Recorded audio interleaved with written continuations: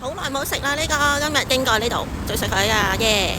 又唔知食啲咩好呢？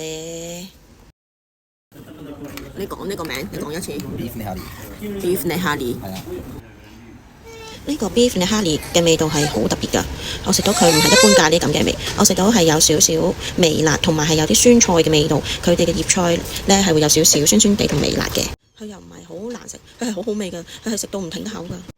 呢個就係我最中意嘅菠菜牛肉，再配埋呢個腩，呢個腩佢係用一個特別嘅瓦煲去燒㗎，特製㗎，超好味。